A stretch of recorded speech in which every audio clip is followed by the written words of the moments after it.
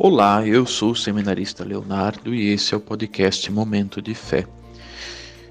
No caminho do discipulado, como com os discípulos no Evangelho de Mateus, capítulo 14, a partir do versículo 22, o Senhor nos chama a passar para outra margem. E como com os discípulos, às vezes o Senhor se afasta. Com os discípulos, o Senhor subiu para orar, e ao voltar encontra os discípulos no mar, sobre a barca, com ventos fortes, maré agitada. O Senhor os convida a não ter medo. Muitas vezes em nossa vida, nós somos agitados por ondas, por ventos fortes e contrários, e nós somos convidados a assumir nossas tormentas. O que faríamos nós se não tivéssemos medo? Nós, os seguidores de Jesus, quantas vezes somos afetados pelo medo? Estamos em uma época em que somos atormentados a todo tempo, num contexto de pandemia. Nós, muitas vezes, temos medos guardados em nossas profundezas, temos pânico de pessoas, grupos, instituições. Nos evangelhos, muitas vezes, nós encontramos relatos de tormentas, mas ele sempre nos recorda que Jesus acompanha os seus amigos na barca. Jesus acalma a tormenta, acalma a tempestade, acalma as ondas, como ele acalma a nossa vida tormentosa. Assim, o nosso medo, angústia, insegurança, como foi o espanto dos apóstolos, não saber fazer durante a tormenta, faz parte da nossa condição humana. Isso não nos faz menos pessoas, mas nos faz mais próximos do Senhor, mais simples, mais humildes. Essa é uma condição essencial. Lendo os evangelhos, nós vemos que o Senhor continuamente está a passar para outra margem. Convida os seus discípulos. Ele convida a cada um de nós no caminho do discipulado. Nós devemos seguir sempre o Senhor, estar sempre em travessia. Nós somos o povo do caminho, o povo que caminha para outra margem. Não somente uma margem geográfica, mas um deslocamento profundo que nos convida a sair do nosso comodismo, a desapegar tudo aquilo que nos prende, a esvaziar a nossa mochila. Mas também não podemos parar nesse lugar.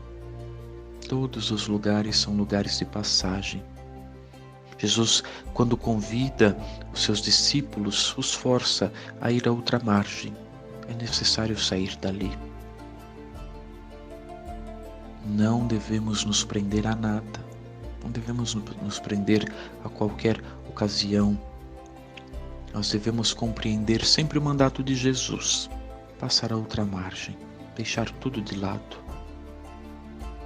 Quando os discípulos de Jesus não se contentam em ser o que são, mas buscavam poder, prestígio, comodismo, face e noite, são as trevas.